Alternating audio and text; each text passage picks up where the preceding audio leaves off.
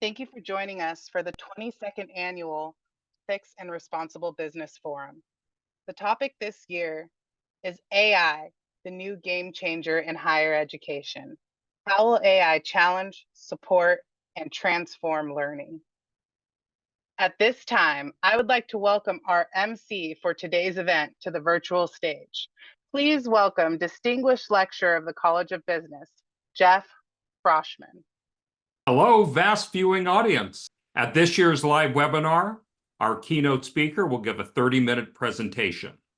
This will be followed by a 4-person panel discussion of our topic. When this has concluded, there'll be a 25-minute audience question and answer segment. With that, it is now my pleasure to introduce our university president, Dr. Vanya Quinones. I'm really honored to be here today to welcome everybody to our 22nd Annual Ethics and Responsibility Business Forum. This annual event offers an opportunity for us to engage around a topic of importance to our community and the future, and to look at issues from various perspectives. This event offers interdisciplinary insights in topics of technology and industry throughout the lens of both the College of Business and the College of Science. Today's keynote speaker and panelists will, as previously said, talk about a really important topic that we hear so much these days, artificial intelligence, AI. I am sure that everybody encounters AI through their life. When you're trying to text or email, or sometimes the phone offers suggestions for your words, or when you engage on a chat box with Amazon all the time, obviously. So there is some examples of AI. Today, we will explore the implications of this emerging technology for higher education and how it will be used to transform teaching, learning, and ethical challenges to the generative AI. Here at Cal State Monterey Bay, we believe that AI can support us in our serving for students, and for instance, we're piloting a new chat box to help students with admissions and financial aid questions.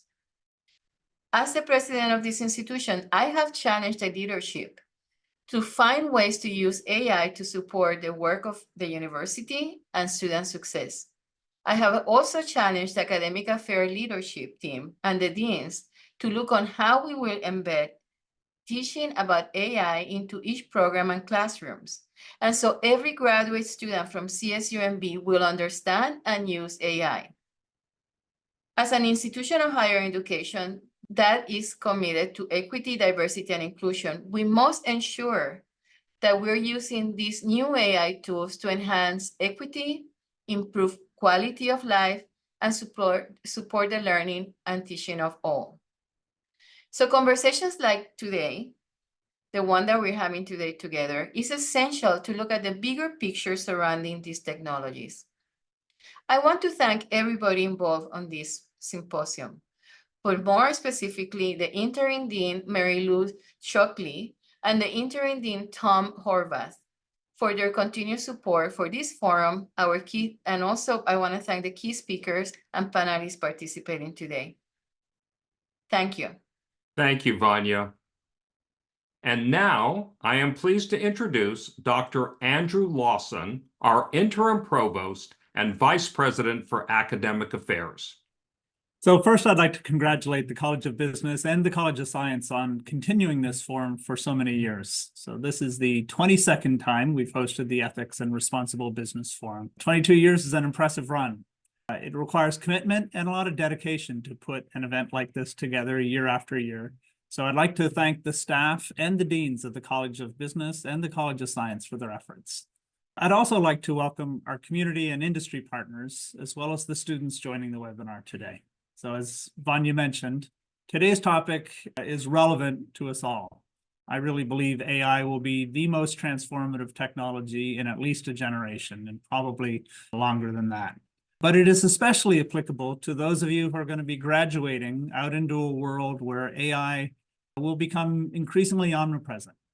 You're going to be tasked with integrating it into your daily workflow, with creating new use cases, and maybe even designing policies that's going to ensure organizations use it to enhance both our communities and our work environments.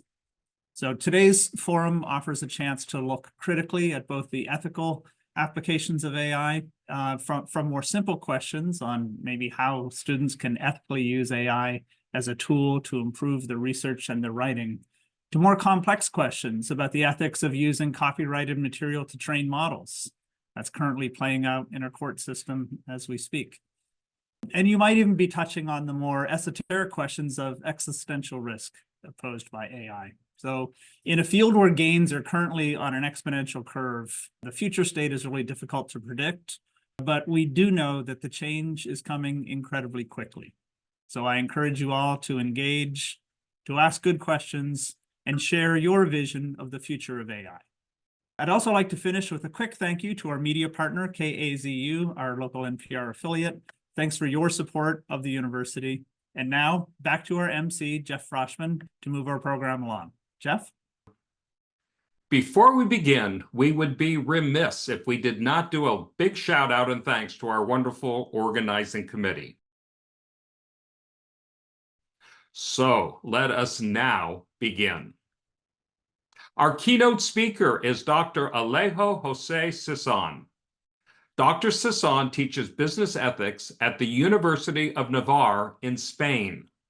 He served as president of the European Business Ethics Network and the Society for Business Ethics.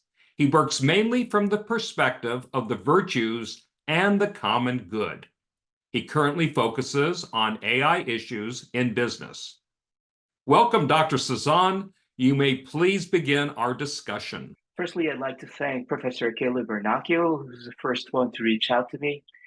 At the same time, I'd like to extend my gratitude as well to all the members of Cal State Monterey Bay community, particularly President Quinones, Provost Lawson, Professor Froshman, who's emceeing tonight's event. I'm sorry, I said tonight because at my neck of the woods, it's just 12 minutes past midnight. So I hope you'll bear with me. I take a double shot of espresso, so hopefully myself awake, and I try my best not to disappoint you. Although, of course, I've been tasked with a tall order, which is to speak about how AI will challenge, support, and transform higher learning. Let me start by sharing my screen with you. Okay, so I've entitled today's presentation with ChatGPT, more than a weapon of mass deception. Psychologists often say that whatever is perceived as a threat or a danger catches our attention immediately. Perhaps I've fallen prey to this. It's not that it's the only thing that large language models such as ChatGPT are useful for. Of course, there are lots of positives as well. I'd like you to focus, therefore, on those two words, more than just a weapon of mass deception.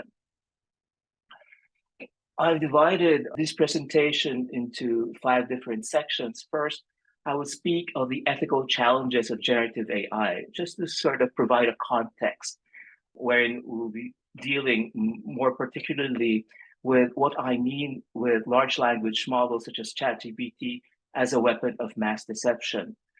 Thirdly, I will deal with the different resources that are available to us to sort of combat or to engage with the negative effects of ChatGPT. I divided them on the first place with the technical resources, and next with the non-technical resources, meaning the human resources for reducing ChatGPT-enabled deception. And finally, I'll be dealing with what I think are the best uses for ChatGPT. Okay, so AI, machine learning, is basically a pattern recognition machine. So it is fed with tons of data, and with very little instruction, it's able to figure out patterns in the data, statistical relationships amongst the data with which it is fed. Now, that pattern is used in recommender systems. Most of the social media that we've engaged with, what it does with this data is on the basis of our user profile and our consumption history, it dishes up to us different texts or pictures or videos that will keep us engaged. Now, beginning November of 2022, there's a new form of AI, which is generative AI. It does not only predict the text, the video, or the music that will keep us engaged, but rather it produces something new on the basis of our prompts. In this slide, on the left column, you see different clusters of issues that have arisen from our engagement with AI. And on the right-hand column, you see certain responses or commentaries. The first cluster of issues concern what I call foundational issues. Because when we're engaging with a chatbot, it speaks to us, it expresses its own feelings, which makes us begin to think, is this alive? Is this conscious? There are also, Provost Lawson has referred to some existential challenges. Is the large language model a step towards artificial general intelligence, AGI? This is a form of a system, a model that could do practically everything that we human beings can do. It could not only recognize images, produce text, probably it has effectuators, so it could move in space as well. So these are the different affordances that we could attach to AGI. Next, this next cluster of issues revolve around data privacy. Whenever we're engaging with a chatbot, we're feeding it with information. So in a sense, all of us who engage with a chatbot are training the chatbot in a certain sense. Now, what does that chatbot do with all the information or data that we feed it? Does it keep that data? For how long does it keep that data? Does it sell that data with third parties? These are lots of issues that we know could be sort of leveraged against us. For instance, if it's sold to third parties who'd be collecting all our digital breadcrumbs, so to speak, and cross-reference the data in the chatbot with Amazon account, for instance, or our social media account, we're providing lots of opportunities for service and product to target us with their wares and products. So the other thing concerns copyright infringement. This refers above all to the data with which the model has been trained, because what we discovered is in engaging with these models, sometimes there are data leakages, meaning it's able to reproduce verbatim parts of the text on which it was trained. So there are certain cases that are going on right now. For instance, if I would like to access certain information that's been published, say, in the New York Times, perhaps an alternative would be to ask ChatGPT about that particular piece of news. Therefore, ChatGPT is somehow competing with the New York Times and infringing on the copyright that this newspaper holds. That's another group of issues. The fourth group of issues concerns algorithmic bias. All AI models are trained on data which is produced by humans.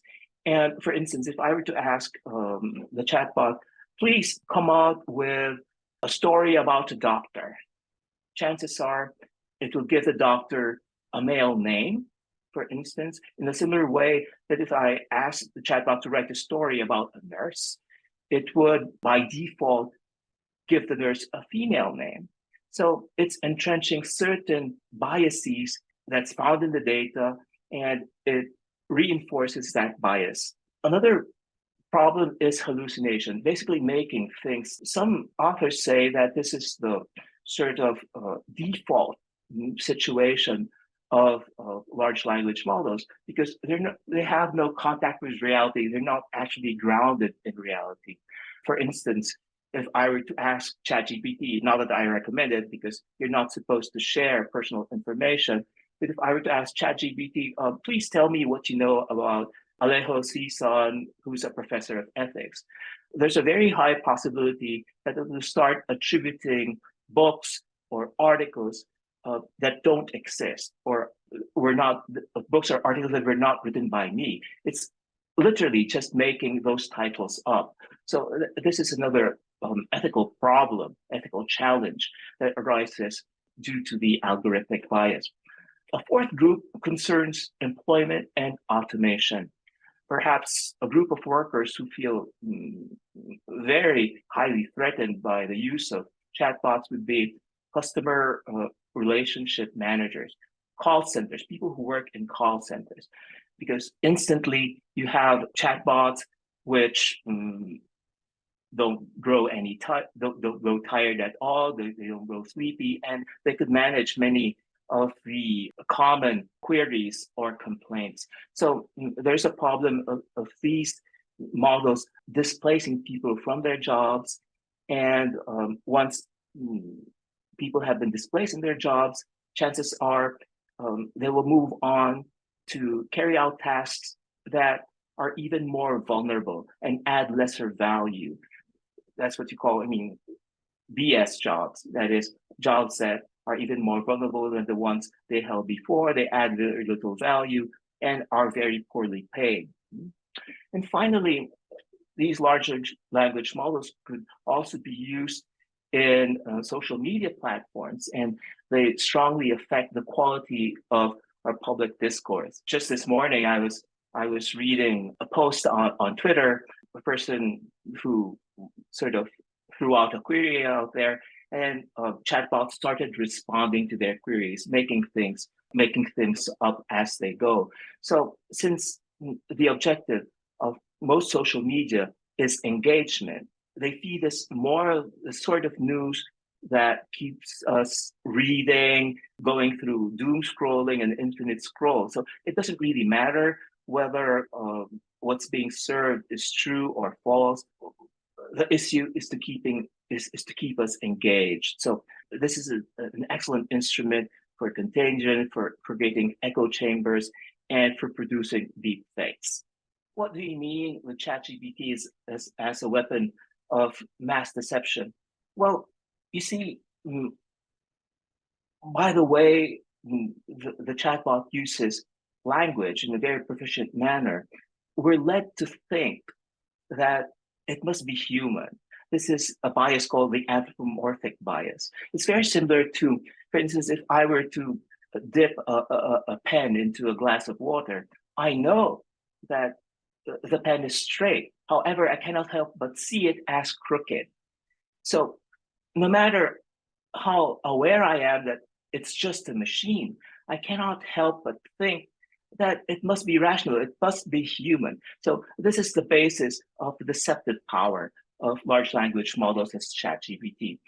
I'm dividing the different ways in which ChatGPT may deceive us into three different areas. First, the academic area, next, the non-academic area, and a more general one. Regarding the academic dangers, well, firstly, is passing off work, meaning students claiming, for instance, that they've written an essay or produced this research work, when as a matter of fact, it's been generative AI produced. Personally, I do not use any of these, plagiarism applications such as Turnitin, because I think it destroys the student-professor relationship, which is basically based on trust. Trust as the bedrock of the student and teacher relationship.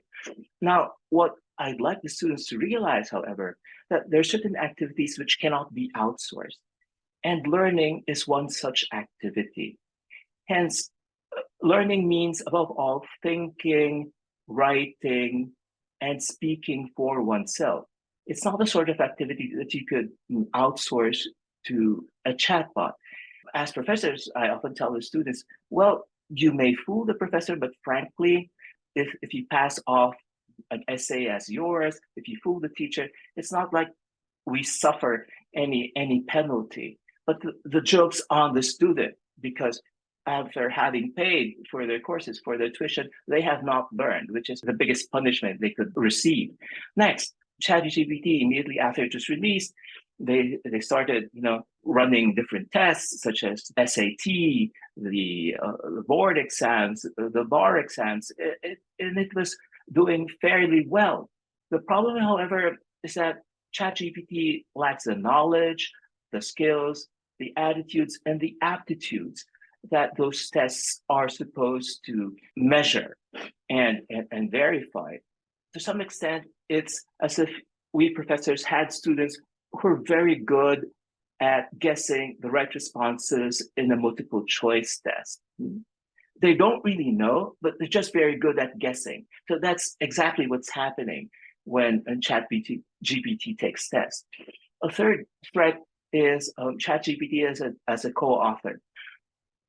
Learned journals, started sort of cobbling a policy when authors started listing ChatGPT as a co-author. And the response of journalists was, ChatGPT is a research tool. The same way that you do not include Excel or your word processor as an author, we shouldn't include ChatGPT either, because it cannot assume authorship. It cannot assume authorial rights. It cannot respond to the veracity of what one has produced. For similar reasons, ChatGPT cannot be a holder of copyright either. Next, in the non-academic realm, ChatGPT is multiplier disinformation, like spreading false news. We're lucky that ChatGPT wasn't in circulation yet during COVID and the pandemic era, because it would have been, a huge danger. And also impersonation. All of a sudden, you receive sort of messages that are fine-tuned to your demographic. It may not be human at all. It's just someone posing to be human and trying to ensnare you, targets to extort money from them, to extort information. And finally, large language models as enablers of criminal activity, writing down code, malware for phishing, for encrypting and decrypting one's email accounts or one's databases, and for creating dark web pages. The biggest change here is that very little technical knowledge is required. You don't need to code, because ChatGPT responds to natural language prompts. The technical resources against ChatGPT-enabled deception, none of these resources are foolproof. Okay, so I think we have to be honest and understand that. Nonetheless, neither by themselves or in combination with non-technical resources. The first instrument that we could use is statistical watermarking, basically embedding a code in the output, the encode and output. This would work probably if the model is proprietary. Think of ChatGPT, OpenAI, or Claude. But if it's an open source model, first of all, you could remove those lines of code, in which case it won't work anymore. And even if it were the output of a proprietary model, you could sort of filter it through different large language models such a way that the code itself becomes garbled. It can no longer be identified. If I'm not mistaken, President Biden, in an executive order, requested all the companies behind these large language models to use statistical watermarking. But as I said, it's not 100% effective. Next, AI models, if you mess around with it, if you engage with them, you discover sooner or later that they have their own language style or styling. For instance, in many research articles where ChatGPT has been used, there's this word delve. For whatever reason, it loves the word delve and repeats that same verb several times. So when you see the word delve in a piece of research, well, you could start thinking probably this has been produced with the help of ChatGPT. Or there have been journal articles which say in the abstract, as a large language model, so and so. So the authors have been just very careless. They've cut and pasted that piece of text and submitted it to a journal. So there's this thing as the AI styling. Then we have the ChatGPT detectors. The first one is GPT Xerox, which was put together, if I'm not mistaken, by a Princeton undergrad during his Christmas break in 2022.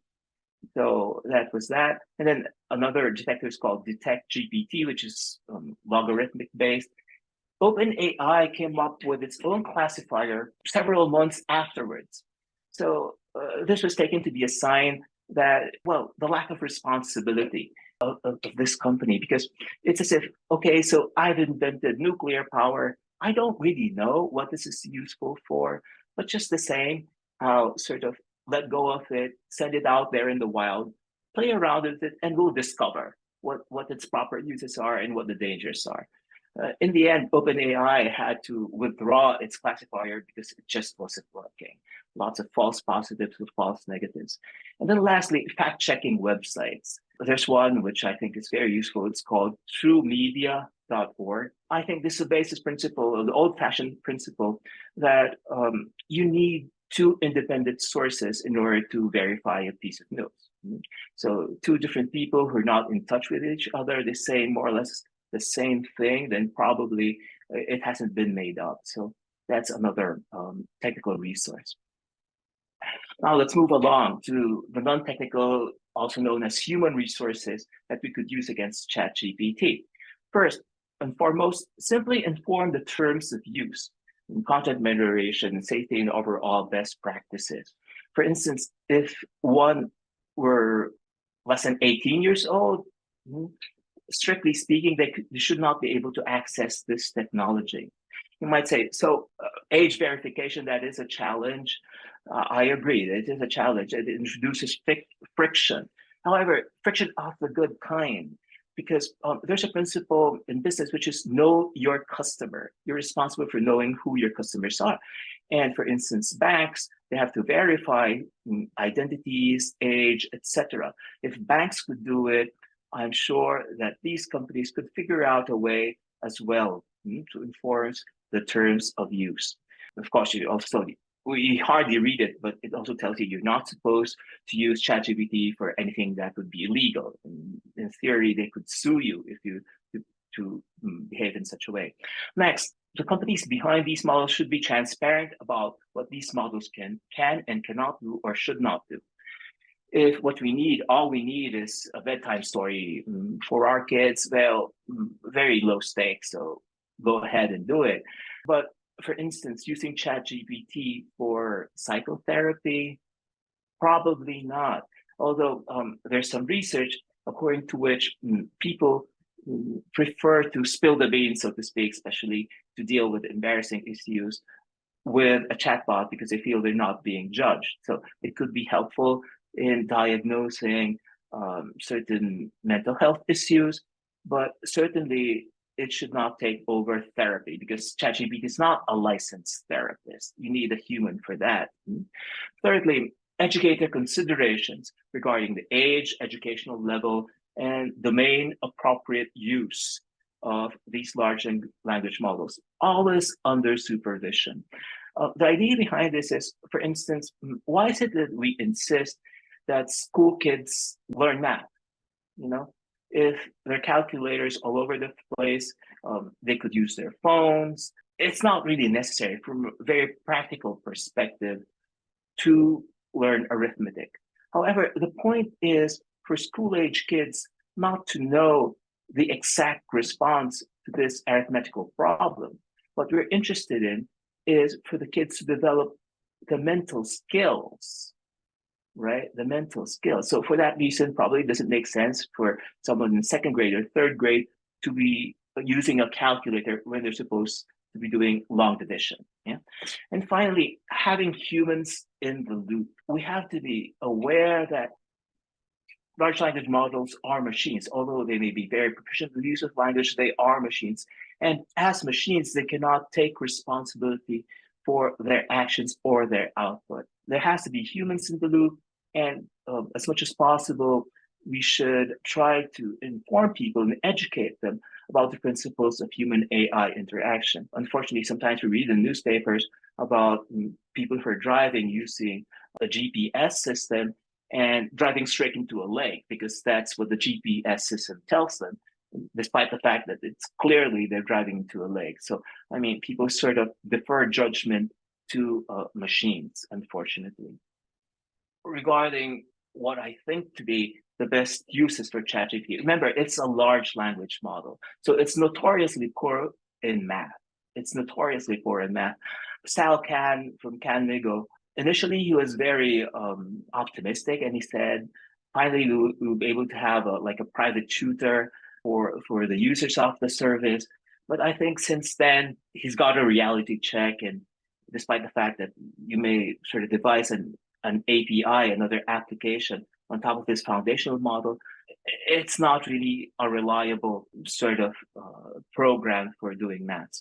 Since it's a large language model, the best use cases will be somehow tied to language first, in creative writing, in brainstorming, in generating ideas. For instance, I'm holding a party in my apartment for my college friends. So please give me, well, ideas for the menu, for drinks, and for the games that we could play in the party. This would be great, right?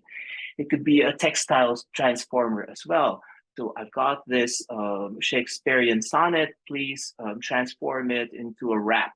Okay, so ChatGPT could do that.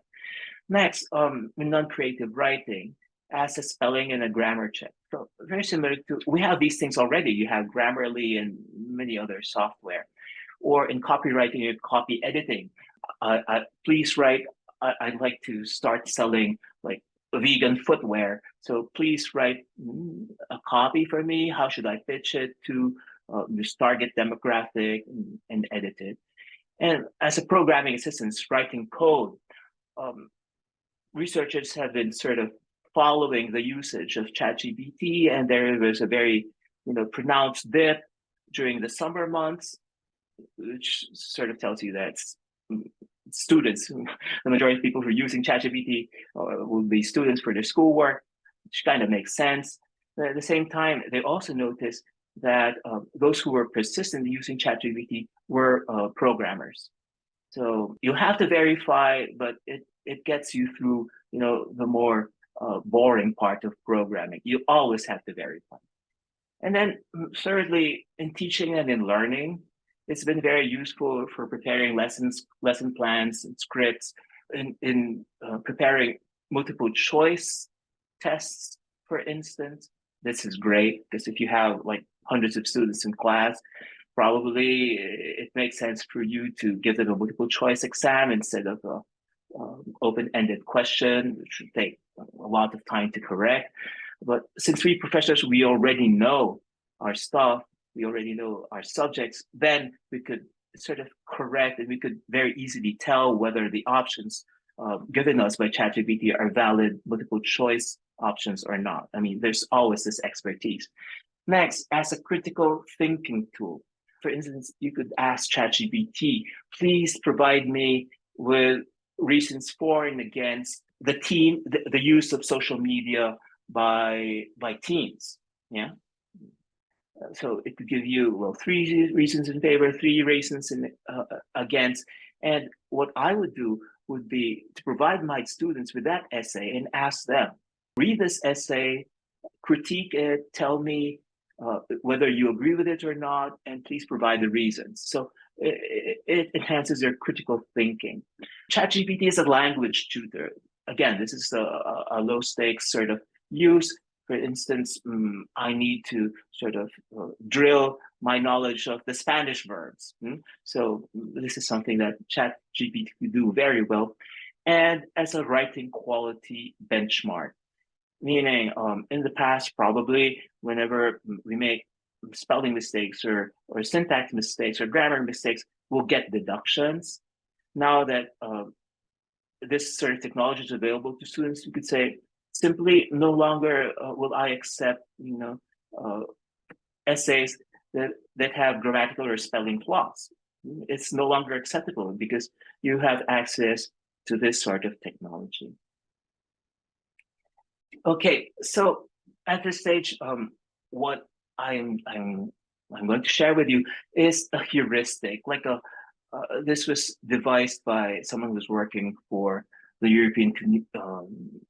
European Commission by name of Alexander Tulkanov. And I've been in touch with him, and I think this is a very useful heuristic. I mean, in order to decide whether one should use ChatGPT for a particular task, there are just 3 questions. Yeah, so I think it's foolproof. First, we have to ask ourselves, does the truth matter for the specific task in which I intend to use ChatGPT? Does the truth matter? If it's just writing fairy tales, it doesn't matter. It would be safe to use ChatGPT. But if the truth matters, we have to move on to the next question, which is, do you have the expertise in order to verify the output or not? Because if you don't have the expertise, it's unsafe to use ChatGPT. Take for granted, as I said, sometimes it's used in customer relationship management. And there's an incident not too long ago where a customer was engaging with a chatbot, and all of a sudden the chatbot hallucinated and made up a bereavement policy. And the customer said, you see, there's been death in the family, and for this reason, I won't be able to make the trip. Could you reimburse me? And said, yes, we've got this bereavement policy, completely made up. But the company had to sort of honor what the chatbot said. So unless you have access to verifying the information, probably it would not be a good idea to use the chatbot. Basically, this is what Bing does, right? I mean, when you prompt it, it provides you with a response. At the same time, those responses are linked to websites so that you can verify. It's not that everything that's on the internet can be trusted and verified, but at least that's something that you can verify yourself. Meaning, for whatever reason, if a web page is somehow housed in North Korea, for instance, probably it's not a very credible source. And then the third question is, if you're able to verify, you have access to someone who could verify the information, are you willing to take responsibility over the output? Again, the reason here being that this is just a machine. It cannot take responsibility for its output. So unless you're willing to take responsibility, then probably it would be unsafe to use ChatGPT. So the message here is AI. What is AI? Unfortunately, there is no sort of generally agreed upon definition. But from my understanding, AI basically means that there's certain activities or operations that we used to think needed human level intelligence, such as doing maths, translating text from one language to another. And little by little, we're realizing that there are mechanical ways of arriving at those responses. So what I'm saying is that, for instance, doing maths, adding, subtracting, multiplying, thousands of years ago, people in China were already using the abacus. And the abacus was provided with very precise responses to multiplication, addition, and subtraction problems. But it never occurred to them to say that this was artificial intelligence. Although, as a matter of fact, it was artificial intelligence. So artificial intelligence, that's all it means. What we thought needed human level intelligence, we're little by little discovering that it could be done mechanically, in particular through statistical relations, which is what ChatGPT does. Okay, so for certain activities where it doesn't really matter how, okay, go ahead and use large language models. But in those activities where the method, the journey matters as much as the destination, think of kids developing, the mental skills to do maths, then probably it would not be a very good idea to choose to use these large language models. I'd be happy to proceed at this point. Thank you, Dr. Sasan.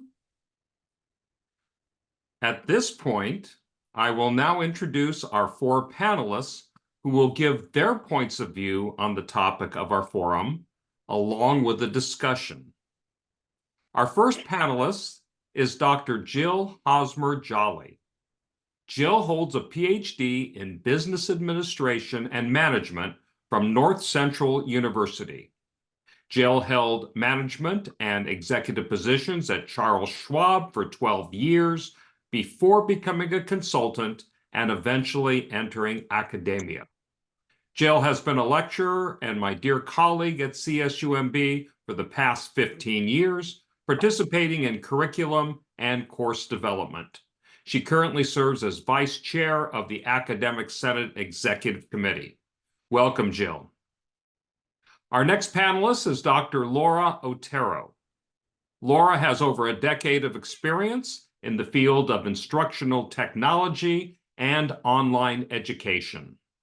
She earned her BA in communication, her MS in education, and her PhD in instructional technology leadership. Her research interests include AI and higher education, relational leadership, institutional effectiveness, and online teaching and learning. Welcome, Laura. Our next panelist is Sophie Santucci. Sophie completed her MBA at CSUMB in fall 2023. She was selected as a delegate to the 2024 CSU Student Research Competition at Cal Poly San Luis Obispo. Her research project titled Exploring Factors Influencing Viewers' Perception of AI-Generated Educational Videos, Trust, Attitude, Mindset, and Ethics. It explores the factors influencing perceptions of AI-generated educational videos. Welcome, Sophie. Our fourth panelist is Luke Moore. Luke is a web developer from Santa Rosa, California, studying communication design with a minor in computer science in the School of Computing Design here at CSUMB. Off the computer, Luke enjoys rock climbing, reading, and is a self-described plant nerd by hobby. Welcome, Luke. Jill, let me ask you to please begin our discussion. Thank you so much, Jeff, and thank you, Dr. Season, for your wonderful presentation. I want to start today by saying I am a true optimist, and so sometimes I look at the light, everything much through a happier lens. And so I was listening to what you were saying about the hallucinations and when to opt out of using chat. Now, ChatGPT 3.5 came out in November of 22, but ChatGPT 4 came out in March of 23. And between those two times, yes, the hallucinations were incredibly strong. But I found now ChatGPT 4 is $20 a month, admittedly, not everybody's cup of tea. But my research and my own experience has been that the hallucinations are reduced down to about less than 5% on ChatGPT 4. And I know that in another month or two, we're going to get ChatGPT 4.5.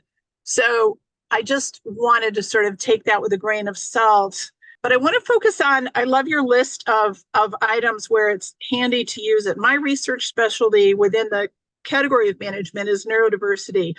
And one of the things that I find really handy about ChatGPT and also non-ChatGPT AI applications is that it gives the neurodiverse community time to interpret things and practice conversations, which you had outlined. And I find that really excellent. At the same time, I also see that I'm not alone in the world of professors feeling like our students should come to more office hours. 200 students on board, please note, we do love to have you come to office hours. And so when the students don't come to office hours and they don't get their questions asked, I have found that having them go into chat and ask chat to sort of take a passage from a textbook or something that the professor was discussing and bringing it into a level, I know my students will say, put this in the context of, like you used the example of having a party, and they'll say, put this concept in in that context, or write it in the language of an 8th grader, a 9th grader, so that it can really be easier to digest. Have you had those kind of experiences in the classes that you teach? I certainly have. First of all, regarding the point of hallucinations, well, I completely agree with you. I'd like to be optimistic, but optimistic not to the point that it ceases to be realistic, okay? So I don't think the hallucination problem will ever be solved completely because the methods are probabilistic, okay? So as long as the method is probabilistic, it will never be solved completely. And I don't know to what extent, for instance, would we be using a calculator which 5% of the time gives us a wrong answer? Probably not, because we really need precision in certain things. Yeah. So sometimes in language, we really need precision as well. For instance, it's being used by huge law firms which have to go through like tens and thousands of pages in order to prepare a case. It used to be that they'd have legal assistants probably pouring through the documents, but now they're doing this mechanically through ChatGPT. But they have to verify, they have to check. And as we all know, sometimes it's not worth the trouble. I'd rather do it myself rather than having an overeager, what sometimes they say it's like an overeager intern who's always available. Yes. Yeah. But as professors, we know that you have to sort of double check whatever it is the intern has done. So is that the best use of our time? Okay, it depends. Yeah, so this addressing the hallucination problem. Now, I really love the way how ChatGPT could be sort of harnessed in the service of the neurodiverse community. Yeah, and I've been reading some research in this respect, and they prefer some people who, depending on the condition, they prefer sort of engaging, communicating with a chatbot, amongst other things.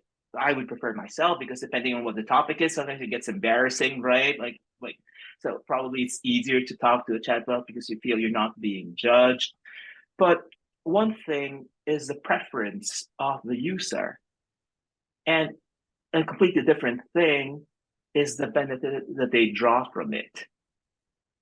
Okay, there's this research, for instance, that where students, I think it was at Harvard, it was a physics course, a STEM course, yeah?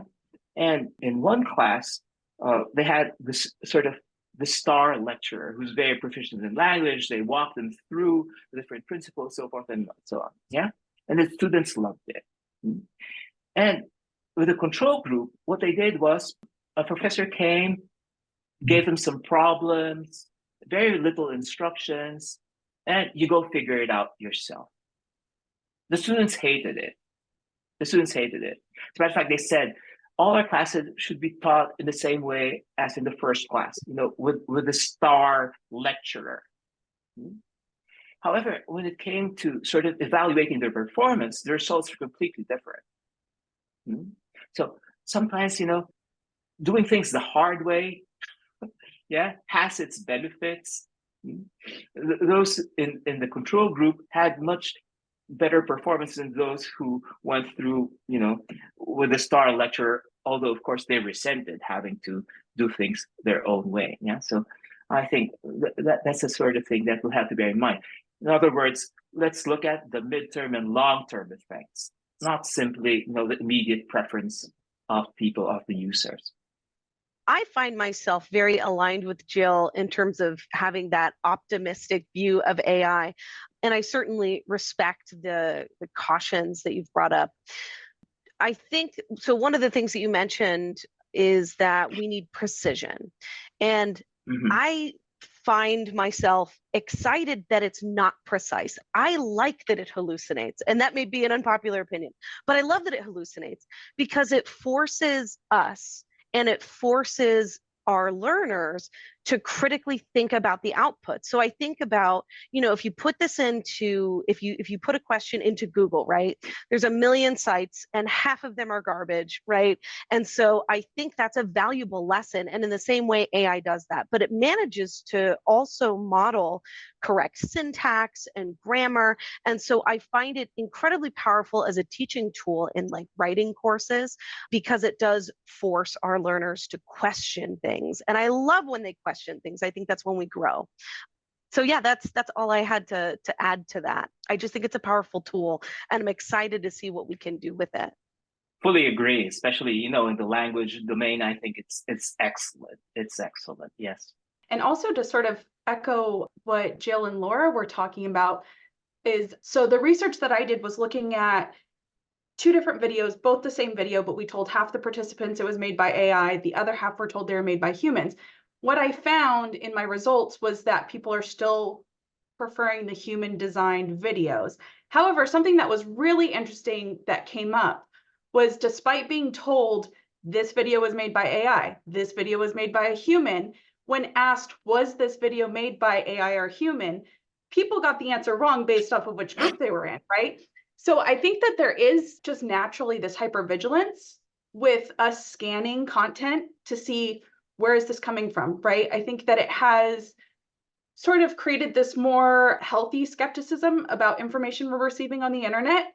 And so, sort of as Laura and Jill mentioned, I think that that's a really positive outcome. And then also people, I read a study about people that use ChatGPT regularly are 3 times more likely to trust the systems. And I wonder if that's also, if you would attribute that to what you referred to in your research study as the ELIZA effect, or if you think that it's more of like that sort of hypervigilance of like, oh, I understand how this works now, I can figure out how to navigate it. So what would you attribute that to? I sort of agree that my focus is on ethics, but I think that it has to be in a broader context, which is digital or AI literacy. Yeah, it's not just what we should do, what we should avoid, but at the same time, understanding the technology and looking into the manner in which it would be most useful to us for our purposes. Okay, so perhaps I haven't had time to discuss this, but I'm very much into the so-called human-centered AI approach. Yeah, which is AI is a tool. AI is a tool which is to serve our human purposes. Yeah, to make life better for us. It's not like we're at the service of AI, because oftentimes that's what happens, unfortunately. I'm very glad that I think the Amazon Go stores, they're being closed. These grocery stores which are not manned at all. You just go in, grab your stuff and go, because it looks like magic, right? How is it that I enter, I pick up a Snickers bar and then I'm off? But there's this invisible labor that for my Snickers bar, there were probably 12 or 20 people in India who were sort of, surveilling me and examining each and every movement that I was doing, while, this sort of invisible labor behind most of these systems. So we really have to sort of broaden the outlook and help people understand what is behind the technology. Now, regarding you're talking about the ELIZA effect, right? The ELIZA effect, why is it that we trust? Well, frankly, what's amazing with the ELIZA effect is that Joseph Weizenbaum, who coined the term and who actually sort of produced the very first chatbot, in the end, he was sort of kicking himself because he said, what did I just do? Right? What did I just do? Because he sort of foresaw all of the bad side, the negative side of the chatbot, because people would be sort of anthropomorphizing the system, and that would dissuade them for human contact, which is far richer and more developmental than just engaging with a chatbot. Yeah. Thank you, Dr. Cizon. I think, Sophie, you bring up some great points, especially earlier. I think one of the reoccurring themes in Dr. Cizon's talk is that some of the best part of the output, in something like ChatGPT really has a human in the middle who's moderating all of the, generated output that it puts out. And what's important is that that person who's in the middle is experienced with whatever the context is of what's being generated. So, if it's for higher education, the professor's a subject expert, so they're able to use it more easily. But I just think we should really consider some of the ethical concerns of ChatGPT because of some of the context that it's being applied to. I personally think that, ChatGPT as a product, it got released to the public too early, and that's why the issues of 5% hallucination is even prevalent. And, I think Dr. Cizon brings a very refreshing point of view, just compared to a lot of the media that I read, where it seems very, very positive, but I think we should be hyper aware of, the context of its application. And yeah, I guess, do you have anything to say about that, Dr. Cizon? The main thing I think about that scares me is Google released their MedPalm large language model, which is used in medical applications. So just like you said, you wouldn't want a calculator that's 5% wrong. You don't want your doctor to be 5% wrong either. Well, I think the AI models that work best are usually artificial narrow intelligence, very focused on a specific task or purpose. When it tries to sort of cover a lot of ground, there's also the mediocre. And we're beginning to see this. You mentioned earlier that when you do a Google search, probably the first entries are basically garbage. They're not useful. Why? Probably they're all sort of Gen I produced, generative AI output. Yeah. So generative AI, unfortunately, is causing the so-called phenomenon of platform decay. Yeah. So this becomes just so easy to produce content. Yeah. There's so much of it being produced, and people, they're click farms, and it gets pushed up in the list, and in the end, decay of the platform. It's not useful anymore. So we sort of try to get we disengage with the platform because it's no longer serving our purposes. Yeah, and I think since we're a business school, bottom line, there are two competing models here. These models are very expensive to run. Okay, so you could do it for free, in which case be ready for advertisements, or you could do it subscription. But frankly, I mean, we don't believe that like $20 a year, I don't know, it's $20 a year or $20 a month, that's enough to pay not even for the electricity that all these models are consuming. Not to mention, the rare earth metals, so forth and so on. Yeah. So this is a product that caught everyone's attention, but it still hasn't found a sustainable business model. We still don't know. As a matter of fact, what is this going to be used for in a sustainable way? Of course, everyone's excited. There's a lot of investment being poured in, but we still don't know. Yeah. So lots of people who use it once, twice, then later on say, I really can't tell how this will be useful in my job. Yeah. So there are lots of unsolved questions. So it's really interesting because we talk about the issue of monetizing it and having it be a business and so on. And using it, I mean, like I said earlier, I really believe in using it for personal development. So I teach an AI class. And last week we examined an AI app called Humi. And you talk to it and it helps gauge your emotions. So, and this is not just, for neurodiverse people, but, often we come across in a conversation, we might come across as aggressive or as angry or as sad, an emotional message that we didn't necessarily mean to send. And this is especially true when we're talking about Zoom conversations. And so someone in an organization could be told in a performance review, you need to work on how you converse, right? And I am one of those people that uses ChatGPT 4 all the time, every day, lots and lots every day. And Humi will, sort of diagnose, well, you're sounding a little uptight on this one, you're a little attacking on here, you're a little sensitive.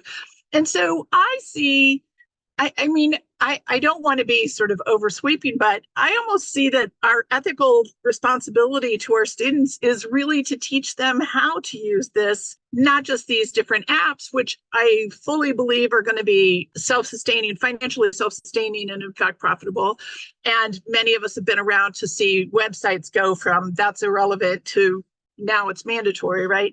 And so if students go out without having not only the knowledge of the AI apps, but, with chat, like you said, Dr. Cisan, you have to have a conversation and you have to go, actually, I like this piece of information. I need this other piece of information. Can you do more of number 3 and less of number 4 and that kind of stuff? It's really a deep relationship. And so that's where I think the alignment with a calculator gets lost, because we don't tell a calculator, I don't know, that number looks pretty big. Can you go back and check your numbers? And we can tell chat that and go in different directions. And so I guess the big thing for me is I think the only ethical approach in a university, and our president Vanya and our provost Andrew have talked about this, is to embrace the AI applications and teach people how to proactively use them. But you also mentioned the job loss, right? And I've had guest speakers that have quoted the World Economic Forum relative to the projected job loss. But Luke mentioned doctors, and I want to bring this up because it's a really interesting thing, and I would love to have your view on this. One of our guest speakers in my AI class said, when a social worker goes to visit an elderly or disabled person in their home, they spend like 40 minutes gathering data. And then they only have 15 minutes or 10 minutes to spend just having a small talk conversation with the patient.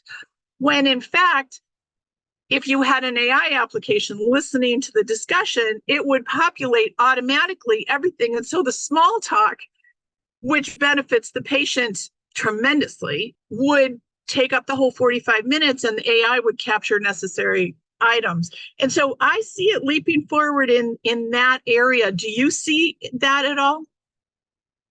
Absolutely. Absolutely. There are lots of things that you've mentioned here. Well, firstly, we're dealing with language. It's a large language model, so everything that's got to do with language, it will be an excellent tool. For instance, interviewing skills. Okay, we have to interview because you're in recruitment, you're in HR, also because you're a doctor. You have to interview people, and you have to interview them well, right? So this is like practicing my Spanish verbs. Again, it's a language skill. It would be excellent for those uses. Always under supervision. Always under supervision. The other thing is emotions, like catching the emotional tone and all that. I think we have to be very careful there for two reasons. First, emotions are very cultural. So what is the ground truth which serves as the basis for the algorithm? Because, for instance, we're all familiar with the smiley faces, and we tend to think that the emotions expressed by the smiley faces are universal. That's what we're led to think. But there's research that pushes back against that and actually tells you the story that the inventor of the smiley faces had this hypothesis that it reflects universal emotions. And I think he went, or she went, I don't know, somewhere in Papua New Guinea and tried to test those pictures with some tribe that hardly had any contact with the rest of the world.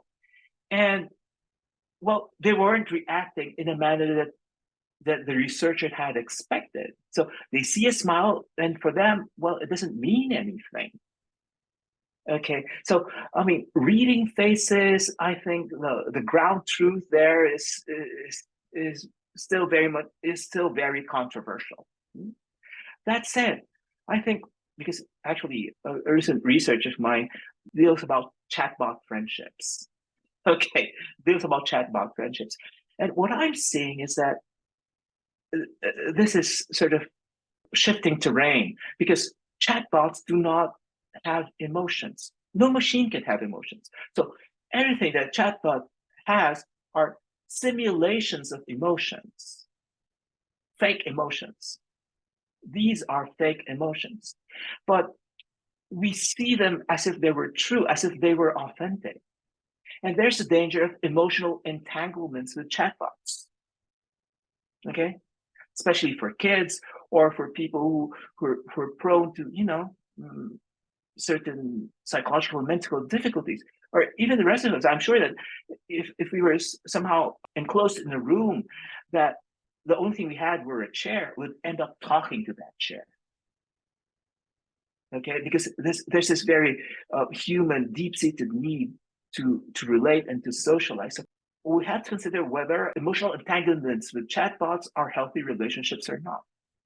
I think they're not. Okay, so we could discuss this. So I think we have to be cautious about those things. So part of the educational effort is, okay, practice all you can to be sort of sensitive to what you're listening to. How do you arrange your thoughts and all that? But remember, these are just simulations. This is not an actual human being you're talking to. I find that incredibly fascinating. I know there are a lot of emotional needs that chatbots can meet for people. I recently saw something about how it could provide companionship for people who are very otherwise isolated. And so I think there are use cases for these things that, even though maybe for most people it's not a healthy thing necessarily, I think there are legitimate use cases for connecting emotionally with a chatbot, even though that's not our ideal. But just to transition a little bit, I was thinking about, Luke, what you had said about not wanting your doctor to be 5% wrong. And my gut reaction to that was, it's a big assumption for us to think that humans are more correct, because we just don't. And maybe it's good that we are fact checking the AI, as opposed to, we don't tend to fact check our doctors. And so I think this is a net good, because I want us to question everything. And I do have a question that's totally unrelated to that for Dr. Cizon. And I was thinking about how we're seeing so many AI startups right now, so many startup companies, and so many of these tools I get really excited about, and I experiment with them.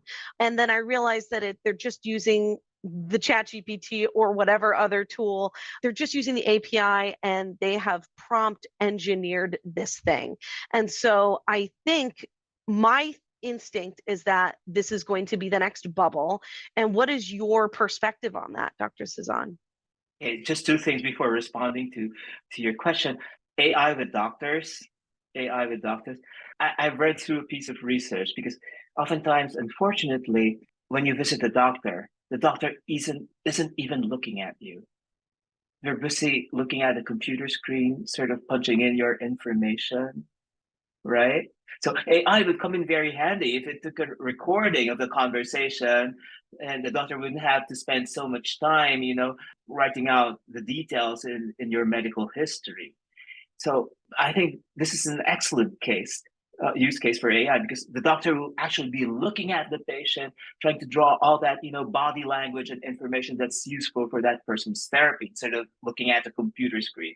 So that's why sometimes, telemedicine, some patients actually prefer telemedicine, because at least the doctor's looking at you in the screen, although it be mediated by the screen. The doctor's actually looking at you instead of, looking at the computer screen. Now, regarding all these startups, you're saying that it could be sort of forming a bubble. Absolutely. Because I think that even the SEC has been sending some warning signals, because they've noticed that AI, we're using AI. I mean, that simple message sort of drives up the value of your company, because this is riding, the latest wave, which is AI. Yeah, and this company is using AI, but probably all it's using AI for is, some very back office sort of operation. So the SEC is telling these companies, you have to provide proof that you're actually using AI in a way that would drive up the value of your company. What you're doing is just, messing around the databases. Probably that's not a valid thing. It's a false claim, even. Yeah. Thank you. I was just thinking as everybody was talking, because I know that, I feel like medical field has been brought up quite a bit, and it got me thinking. So I think the real ethical issue a lot of times with something like ChatGPT is the inaccuracies, correct? The hallucinations, inaccuracies, incorrect information, which we can't see, because if for anybody that doesn't know the way that it works, is it's called a black box, right? So it has this, where it's getting its information, and it can't explain to us where it's getting it, how it's getting it. And so I know that when it comes to like using it as a diagnostic tool, a lot of medical facilities are looking on adding explainable AI on top of the generative AI, which will explain how they got their results. So I guess I'm just curious to know, I know that you talk more about like a human-centered approach, but I guess I want to know your opinions on using AI to explain AI, and thus, still using it as a tool to help doctors save time, to help professors save time, across all professions, right? I think that that's really it's supposed to be a tool for us to use so that we can be more efficient, or so, as Jill was mentioning, so that we could use it to sort of help us through life skills stuff. So I guess I'm curious to know what your thoughts are on using explainable AI as a sort of a solution to some of the ethical issues you mentioned? Again, I can't resist AI being used in the medical world, right? Because one of the Turing Prize winners, I think, Jeff Hinton, often known as the grandfather or godfather of AI, he predicted several years back that because of AI, in 5 years' time, we won't have radiologists anymore. Because, I mean, who could compare to sort of the wealth of experience that you have? I mean, radiologists, AI could see like billions of diagnostic results and see patterns much better than any human can. That did not occur. That did not occur, despite the fact that he was, a Turing Award winner, which is like the Nobel Prize for AI. That did not occur. He was wrong. He was wrong. Because what happened was something that he did not foresee, which is AI is good at certain tasks, but AI will never take away your job. AI will neither hire nor fire you. That's a manager's decision. So in each job description, you have several tasks. So probably humans will have to move up to the more creative, complex tasks, whereas we leave AI with things that AI can do. And it could do a lot better than humans, things that are, sort of repetitive and precise, accurate, whatever. Yeah. So that's just one thing. Now, I've also heard, yes, and thank you for bringing this up. One of the limitations of AI, well, I think I just went through the AI index that Stanford came up with just last week or 2 weeks ago, not too long ago. And in the executive summary, it says like 3 limitations to AI. First is hallucination. It mitigates, it's lessons, but it cannot completely do away with hallucination, making things up, confabulation. It's not accurate, it's not precise. And as a philosopher, I think of it precisely in those terms. It's a probabilistic system. And it's not in touch with reality, and that requires reflection, something you can't have a machine reflect on. Yeah, so that's one limitation. The other is complex reasoning. Can't engage in complex reasoning. And thirdly, it cannot explain how it arrived at its results. Okay, so one strategy is to use AI to explain AI, which you've just mentioned. But that explanation itself has to be verified. Okay, so I think it sort of kicks the problem to a different level. The explanation itself will have to be verified. Okay, so, and of course, explanation, we could come up with explanation, but it depends whether you're providing the explanation to a CS expert, to an ordinary person. We all have different levels of engagement and knowledge of the system. So, and also there's this issue about benchmarks. It's very difficult to compare all these AI models because they're inventing their own benchmark, and they're not releasing the data so much so that independent researchers could actually compare. So sometimes they make claims and all of a sudden they're debunked because we've seen this several times, right?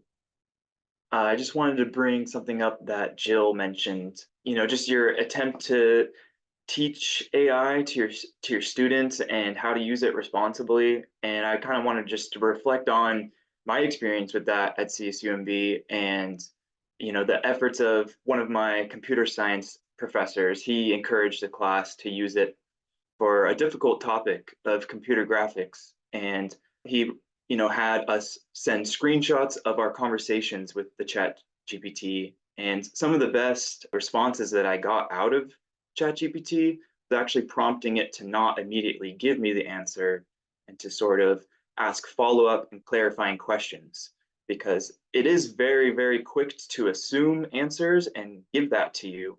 But if you force it to stop and ask questions, you can get a more detailed prompt into it, and the value of actually using that for education just becomes, so much greater. I just wanted to see maybe Alejo, if you had heard other similar stories to that, and yeah, thank you. Yes, actually, Professor Ethan Mollick from Wharton, if I'm not mistaken, I think he's the ChatGPT cheerleader. Yes, so he's coming out with a new book, and so this whole business of prompt engineering, I think that's an excellent strategy. One of them is, I think this has already been mentioned, explain it to me like I were a 10-year-old, in very simple terms. Very useful for students. But at the same time, like step-by-step reasoning. Yeah. So we're learning to prompt, in as much as we're learning to prompt better, we could of course draw better results, better, output from ChatGPT. So I mean, we're learning. That in itself is valuable, right? How to engage with all these AI models, right? In order to sort of get the juice out of them, so to speak. Yeah. All right. Well, thank you all. Again, my gratitude to our keynote, Alejo, and also our 4 wonderful panelists. But don't go away. Stay tuned. We're going to start audience Q&A. We have a number of questions already lined up. Now, on my screen here, we have our first question. It's to you, Alejo. How would AI possibly change the administration of a university and the education system? Wow. Way above my pay grade. That's why it's such a fun question, huh? We at the other end of the totem pole can wax poetically about it, but go ahead. This is to you. Yeah. How could it change the administration and how's that again? Could you repeat, please? I'm sorry. Sure. How might AI change the administration or even the university in the education system? It's a tool. We'll have to learn to use the tool to augment and enhance human agency. I think that's the whole point. It's the whole point. Yeah. So as I said, it's good at certain tasks. So insofar, I mean, whatever's dull, dangerous, or dirty, if machines can do that, by all means, be my guest. And so let's move on to the higher value stuff. Yeah. So I think that would be excellent. That said, at the same time, I mean, not too long ago, I was in a conference again about the use of AI systems in educational environments. And there were presenters from a university who said that they had a system which, on the basis of a student's sort of application information and their grades in the first year, could sort of predict with a very high rate of probability their chances of actually finishing their course or degree. Not magic, but you could do that. So they had this knowledge. They don't know what to do with it. Clearly. I mean, we see the dangers there. So are you going to tell, I mean, the student right after finishing their first year, probably this is not the best use of your money? Because according to our model, yeah, the chances of you finishing your course is less than 20%. Right? So, I mean, this whole business of self-fulfilling prophecy. So, I mean, there's some bits of knowledge that we don't know what its best use is going to be. Then the other bit of information which we found fascinating is the following. Okay, so we all have sort of subject platforms, whatever it is, it's Blackboard. I mean, each university has their own sort of course page where students could log on, they could find the information, the coursework, etc. And they performed a study in which they saw the correlation between number of times the students accessed the course page, the time they spent in the course page, and their grades. Surprisingly, yeah, the students who spent less time accessing the web page and less time on the web page had better grades than those who spent, who accessed more frequently and spent longer time on the web page. So this leads you to say, what's happening? I mean, if that's the data, now it's open for interpretation, right? There are many ways of of sort of interpreting the data. You might say, if a student has come to class every day and engaged with the professor and their colleagues in class, then probably the web page adds very little value. However, if a student hasn't come to class at all, and what you're trying to do is sort of cramming all that information, trying to make up for their absences, then they access a web page frequently and spend lots of time there. I don't know, but then again, that's the result of a certain study. So what I'm saying that it's technology, it could work either way. All right, very good. Now, this next question, Luke, I want you to please answer it first as a student, and then I would like to hear from the 4 professors for any additional feedback. So you ready, Luke? Let's hear it. Here it comes. Should colleges prioritize project-based learning and practical applications over traditional essays to equip students with more relevant skills for their future careers, such as forming a business plan and creating their ideal website? Students would be more engaged in their work when they know they are starting their foundation versus feeling a sense of overwhelmed by busy work. What say you, my friend? You know, I just from the wording of that question, I feel inclined to agree, you know, especially as a student of communication design. I don't feel like it would be useful for us to be writing a bunch of essays, especially towards our later courses. I feel maybe it could be applicable to other, you know, fields of study and other majors that are more writing oriented. But I feel everybody should have some sort of experience with trying to apply the things that they're learning. So I guess in short, yes, you know, more hands-on projects would give people more practice, but you know, you need to learn the foundations of your study or your field, and you can't always do that with hands-on experience. So I see that as a, you know, as a counter, but overall, yeah. Thanks, Luke. Okay, professors, how would you think about that? I can jump in. So I think when I look at the question, I think it depends on your major. It depends on the competencies that are required of the field that you're going to go into. I think that written communication is still a core competency for so many areas.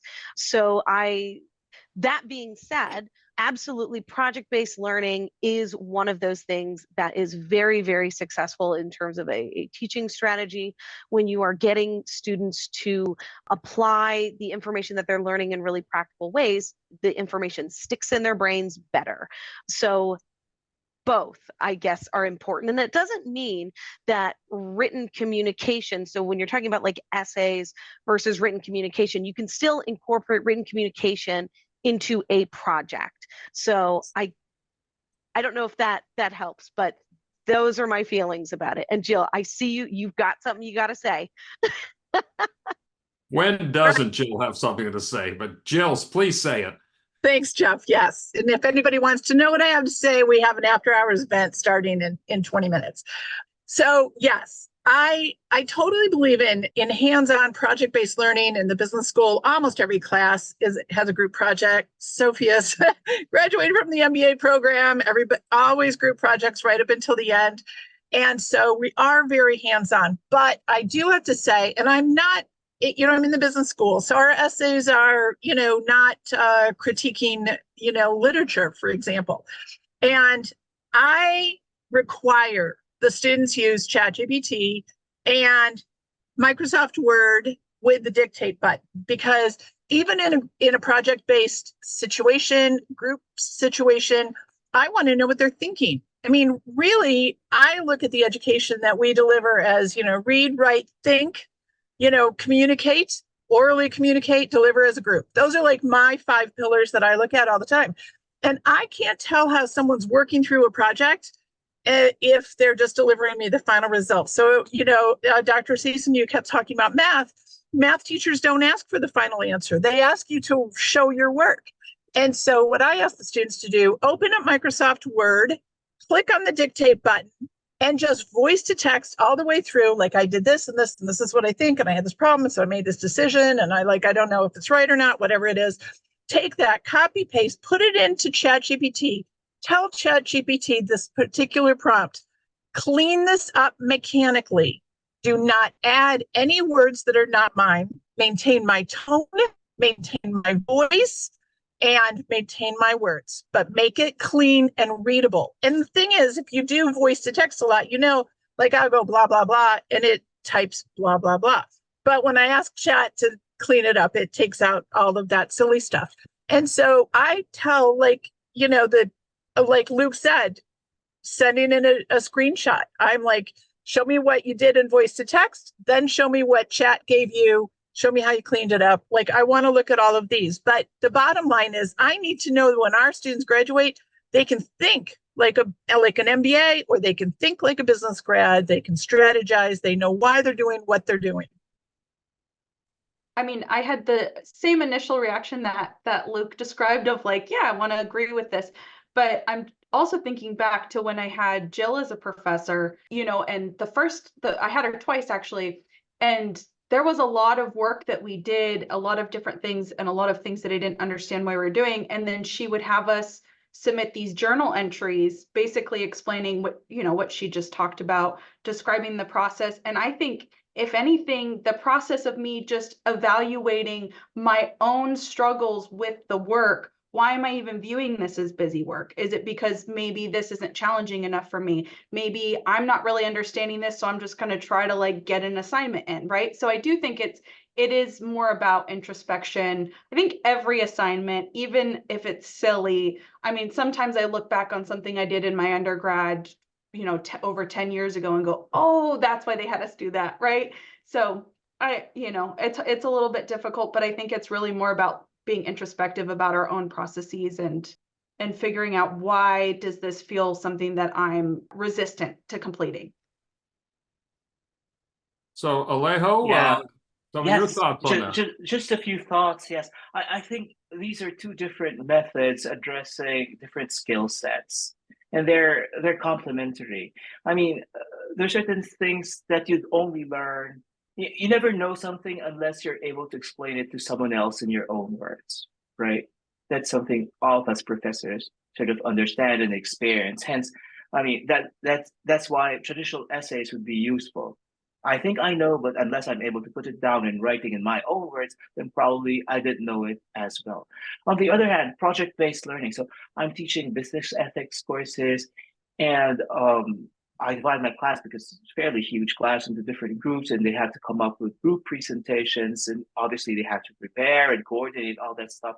And I get lots of Erasmus students, this exchange program within Europe. So you get someone from Finland, and another from Iceland, someone from Portugal. They're all the same group, and they've just met yesterday, and then have to work with each other.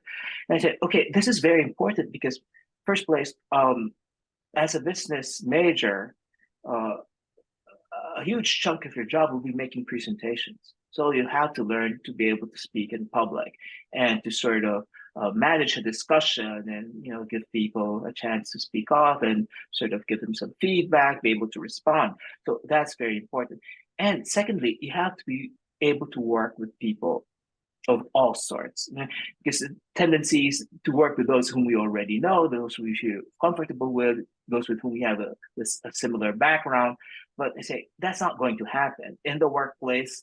You just get lumped together with whoever, and you have to be able to sort of navigate the social dynamics. So this is a very important skill. So bottom line is, these are two different methods for two different objectives and skill sets, and I think they're complementary. Both would be useful. Thank you. Now, this next question, to me, piggybacks on what Alejo was saying in his initial presentation regarding the Amazon grocery stores, the behind the scenes labor that goes into scanning the candy bar that you want to buy and walk out of the store with no human interaction. So the question is an ethics question. What about the initial and continuing use of outsourced human labor in AI? How do we justify that? Is it being recognized? Is it just, oh, well, this is just another group of jobs that are going to be sent overseas where there is cheaper labor?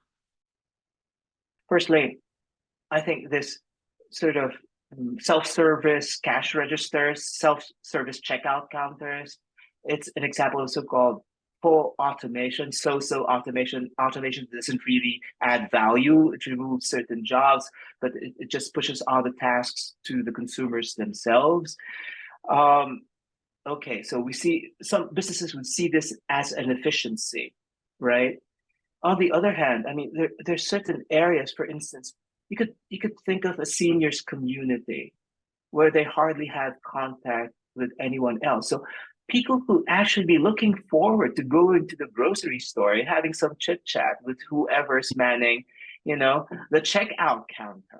Because there are other dimensions. It's not like we're all sort of super stressed and we want to do our shopping as quickly as possible. Some people may enjoy it for one reason. So we have to make room for all of these differences and lifestyle choices, etc. So that's one thing. And regarding outsourcing content moderation, for instance, I did some research because, okay, so it's a sort of job that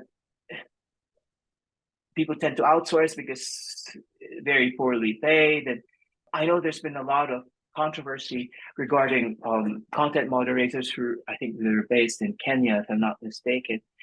And they're very poorly paid. They hardly had any psychological support. But at the same time, surprisingly, these were like B corporations, and they were so proud of providing employment opportunities for females, and they were highly paid relative to wages in Kenya. And well, they freely chose that sort of job. So my point here is the following, just to be quick about it. Someone's got to take out the trash, right? In any household, someone's got to take out the trash. Okay, so on social media, it got lots of toxic content, yeah? And someone has to flag that content and somehow remove it or whatever. Probably we have to sort of reimagine their tasks, so much so that we have to prepare such people and pay them accordingly. But what they're actually doing is something very human and something very valuable. They're the guardians of public morality, of what is acceptable and what is not acceptable in society. Okay, so there's a very important human function there. So probably we'll have to reimagine it in a different way than just saying, okay, this is simply taking out the trash. There's no human factor involved in this matter. So I think that's one way of addressing this hidden labor that allows for us to enjoy all these conveniences. Jill? So thank you, Jeff. I'm going to put this into two different categories that I know we have a lot of students who are business majors and students who are not. So these will be applicable to both. So one is the human resources role. And this is one of the roles that's going to be heavily impacted by AI. We have human resource law, and we also have best practices. And typically there's a human resource generalist that a manager will call and say, I've got an employee, here's an issue, here's a problem, what do I do?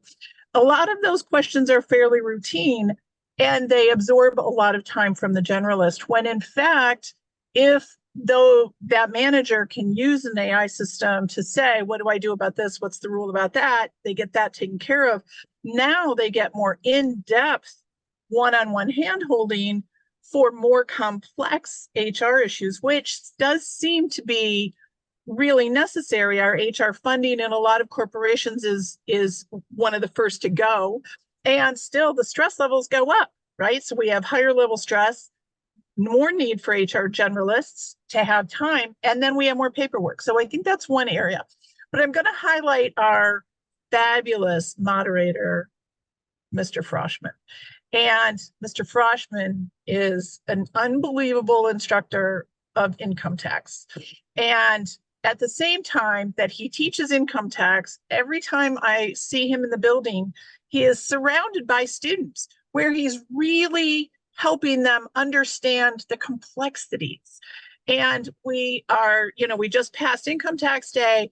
And so if Jeff was my tax guy, I want AI to take 40 minutes of his time off of his desk so that he can say, Jill, let's talk about how old you are. You're not at the early stages of your career. We need to change your tax policy. We really need to think, how is this going to work out? Like, there's things I don't think of. And I think that that's where AI, I don't think of it as taking out the trash. I think of it as take the stuff that it's not going to get wrong and then free up Jeff to really help strategize my life for me. Well, thank you for those kind words, Jill. Luke, from the student's point of view now, back to you for commentary, if any. I do know what Alejo was talking about regarding the content moderation.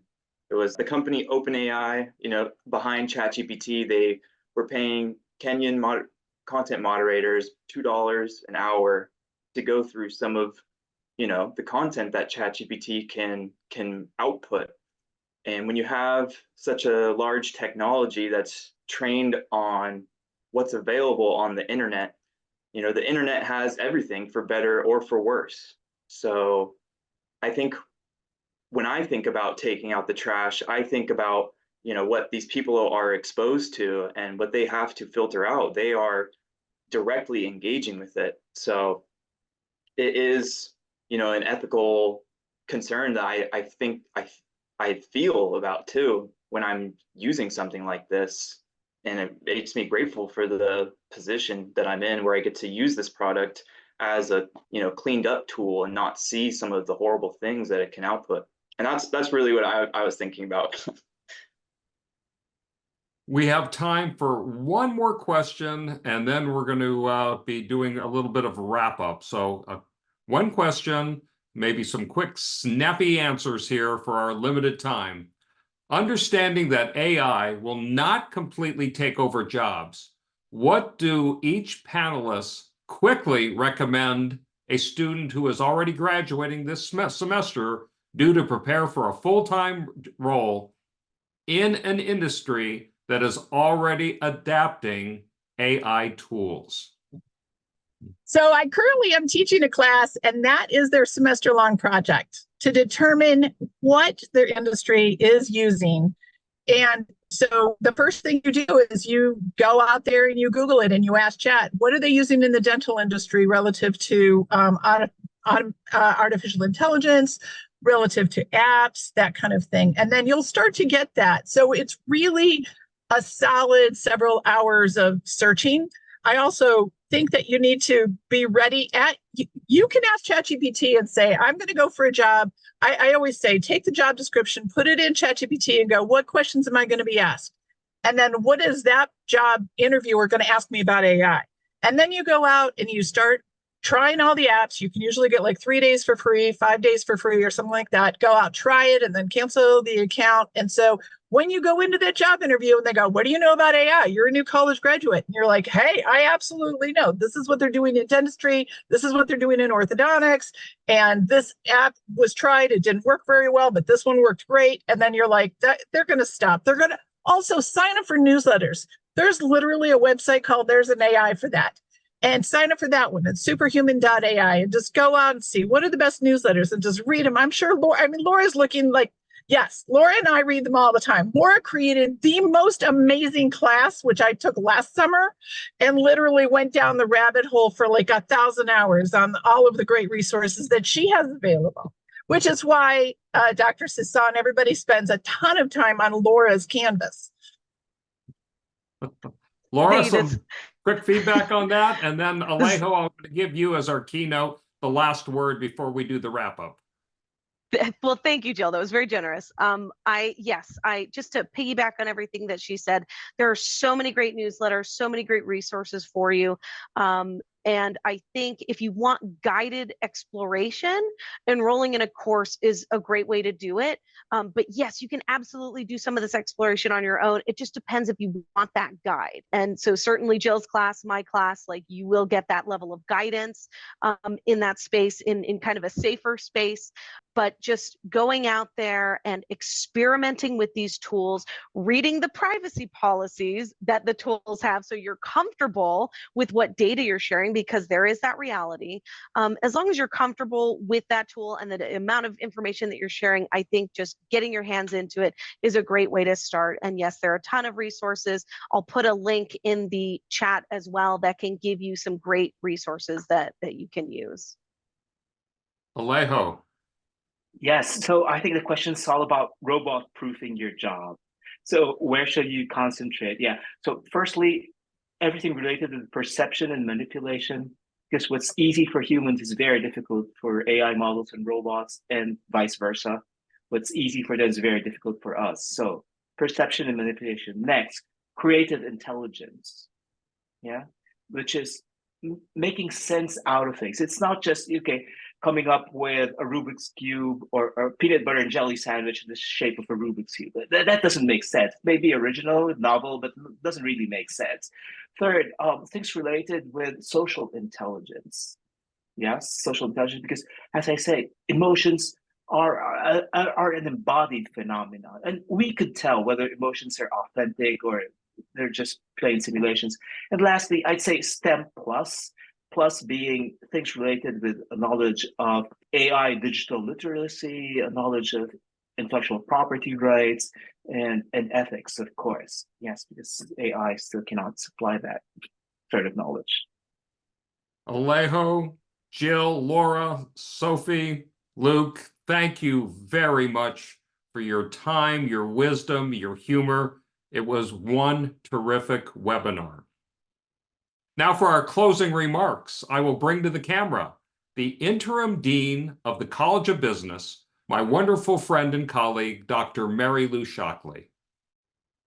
Well, thank you very much, Jeff. As we close out this meeting today, I just wanted to make, again, give you a couple of more provocative, just as provocative ideas from two people that I think are important.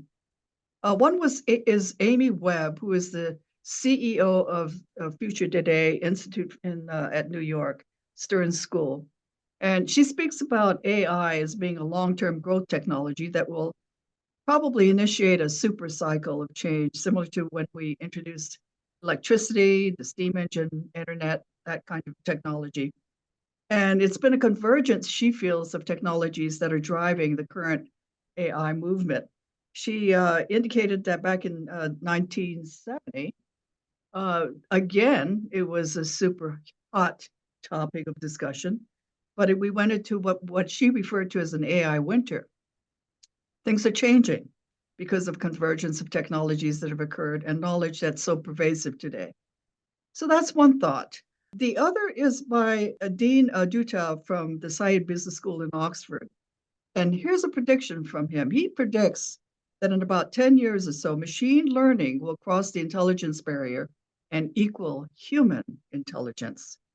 And that's a very provocative statement. And he feels very strongly that it's something that we need to prepare for as human beings. So I'll leave those two thoughts with you all. And I think it also tells us that it is the reasons I think we need to have these forums. And also it's the reason by which we have a president and a provost that are embracing these technologies. We're not putting together policies around these technologies. We're letting people experiment. And I think it's a great time for change. And therefore, this kind of work is important. We can't be a bystander as these changes occur. AI is here. It is permeating our lives today, and it's speeding along at light speed. And like any supercharged change that is going on, I think we can shape it. And I think that was today's discussion. Many points that were brought out was this, and Dr. Sison's comments about, that AI is more than a weapon of mass deception, I think was a great trigger today for that particular discussion, and all of the panelists that came up with some wonderful insights, including our students, and I love the questions that were posed as well. So I'd like to thank Dr. Season and all the panelists for their insights on AI in the landscape of education today. And again, thank all of you for attending, and also those among our staff. Just a warm thank you for everything that you've done today.